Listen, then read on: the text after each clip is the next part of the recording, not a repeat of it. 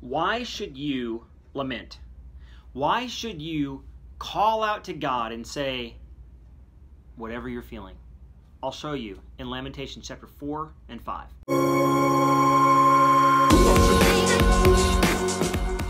In Lamentations chapter 4 and 5, the Bible says that the holy city, it describes Jerusalem, the holy city, being besieged.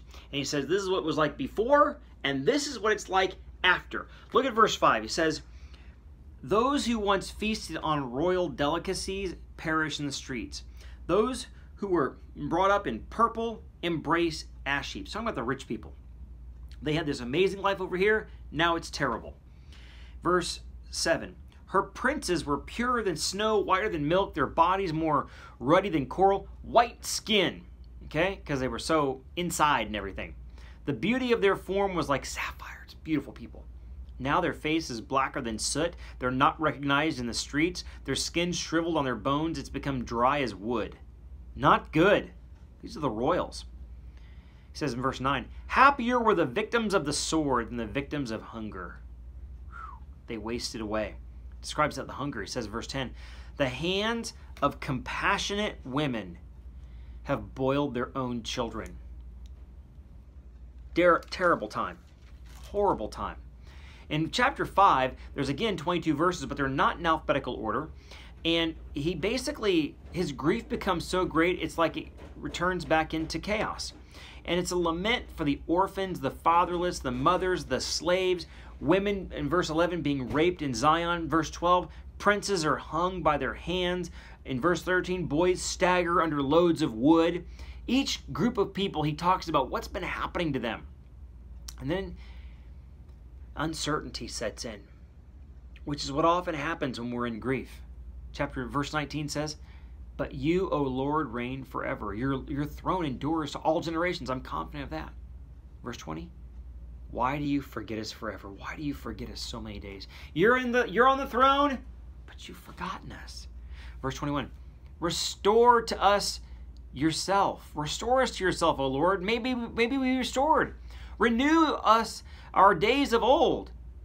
So he's calling for a restoration. The next verse says, "Unless you have rejected us utterly and you remain exceedingly angry with us." Last verse of the book.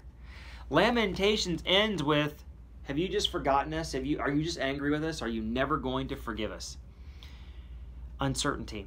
And that's why yesterday I said you got to remember the chiasm. And remember this verse, "The steadfast love of the Lord never ceases. His mercy never come to an end. They're new every morning. Great is your faithfulness." You can't forget that because you're not going to feel it every day.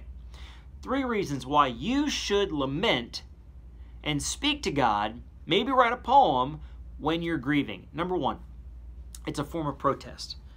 It's a way you can just say to God you're protesting your own sin or protesting whatever's happening. It's okay to do that. Number 2, it's a way to process your own emotions.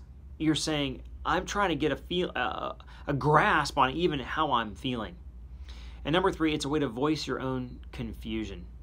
To say, look, I'm confused.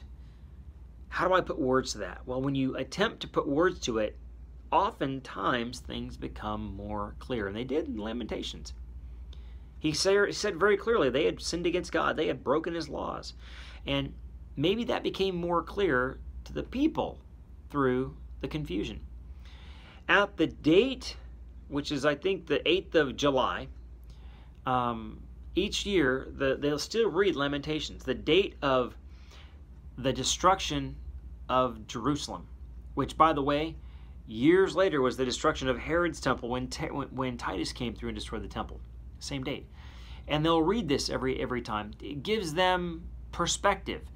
Your own lament, your own grief for whatever you've been grieving about, written down, helps you to voice your protest, process your emotion, and voice confusion, and hopefully come to some understanding about God.